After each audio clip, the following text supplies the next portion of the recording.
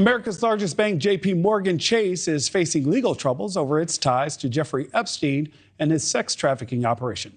Chase Bank is accused of handling more than $1 million of payments from Epstein to girls and women, even after terminating the convicted sex offender as a client.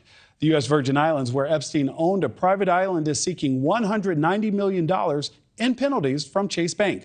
They allege the bank profited from and turned a blind eye to Epstein's sex trafficking operation. Joining us for more insight on this is Kaja Whitehouse, senior finance editor with Insider. Kaja, I have to ask you, when we look at this situation, my first question is, what is the standing that they have to go after Chase Bank? Jeffrey Epstein was a client for many, many years. And apparently, a lot of the sex trafficking, as we know, took place on Jeffrey Epstein's private island, which was located in the U.S. Virgin Islands. So now the U.S. Virgin Islands is saying, you are responsible, JPMorgan, as its banker, and you had signs, there were red flags about what he was doing, and you should have known and you should have stopped it, or at least alerted the authorities. And because of that, of course, the implication, of course, being that because you were making money off of this, you guys chose to turn that blind eye. Do you see this as being a viable case that can go forward, that a judge will actually consider? So it's interesting. The Judge Jed Rakoff has asked them to sort of outline their damages. And I guess that's the question is just because even if they're right, theoretically, that JPMorgan should have known, turned a blind eye, does the bank then owe the U.S. Virgin Islands? The bank has settled with some of the victims. It has given them, I think, $290 million.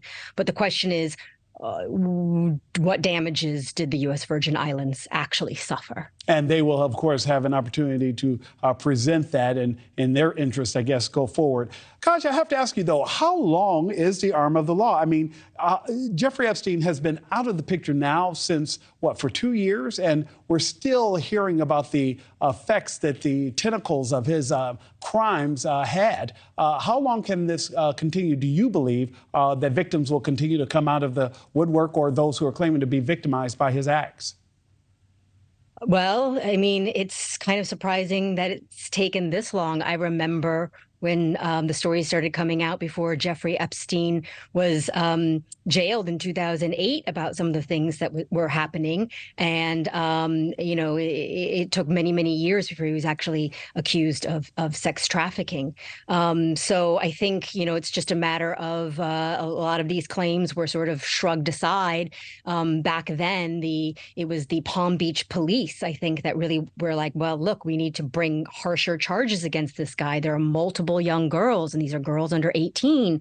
And for some reason, it ended up being just one charge of soliciting a prostitute and very little time in jail. That was pretty much work release. So it's just, I think, complications with our history and sex abuse. And Kaja, we saw situations where he was supposed to be on a work release program, and he was actually being driven back to his mansion and not really doing any of the time that he was supposed to do. Kaja Whitehouse, thank you so much for joining us this afternoon.